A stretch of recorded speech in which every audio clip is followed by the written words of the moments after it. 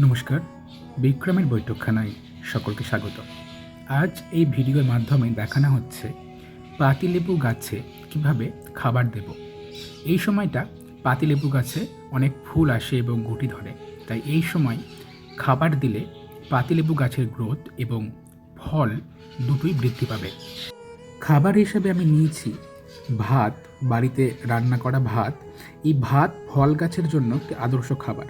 এটি vermi compost এবং এটি ড্রাই ডিকম্পোস্ট করা সরিষার খোল।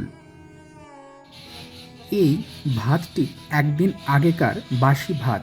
রান্না করার পর বাড়িতে যে ভাত বেড়ে যায় সেই ভাত, বিশেষ করে ফল গাছের ক্ষেত্রে ভাত খুবই একটি আদর্শ জৈব সার হিসেবে কাজ করে। খাবার দেওয়ার আগে আমি এই গাছের গোড়াটি খুব ভালো করে খুঁড়ে নিয়েছি। ভালো করে দেখলে বোঝা যাবে যে গাছের গোড়াটি অন্তত 2 থেকে 3 ইঞ্চি দূরত্ব রেখে সুন্দর করে খাল করে নেওয়া হয়েছে, যাতে খাবার দিতে সুবিধা হয়। প্রথমেই ভাতগুলিকে আমি গাছের চারিপাশে সুন্দর করে ছড়িয়ে দিচ্ছি। খুব বেশি মাত্রায় দিলে হবে না, অল্প অল্প করে বড় চামচের 2 থেকে 3 চামচ পর্যন্ত দিলেই যথেষ্ট।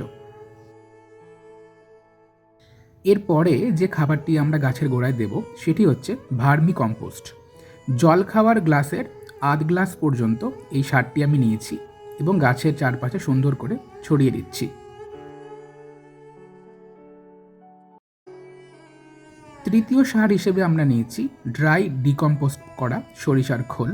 সরিষার খোলকে অল্প জলের ছেটা দিয়ে রোদে 4 থেকে 5 দিন শুকিয়ে নিলেই ড্রাই ডিকম্পোস্ট করা সরিষার খোল তৈরি হয়ে যাবে। এটি আমি বড় চামচের 2 চামচ মতো গাছের গোড়ার চারপাশে সুন্দর করে ছড়িয়ে দিচ্ছি।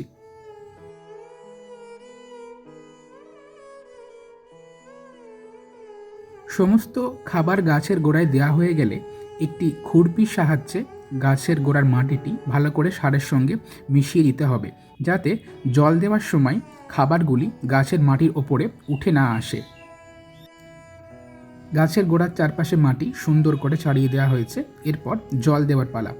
খাবার দেওয়ার পর সবসময় গাছে ভরপুর মাত্রায় জল দিতে হবে।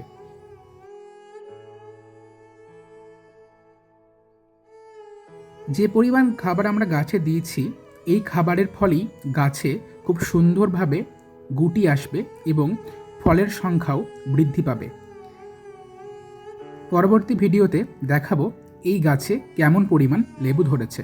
নমস্কার, ধন্যবাদ।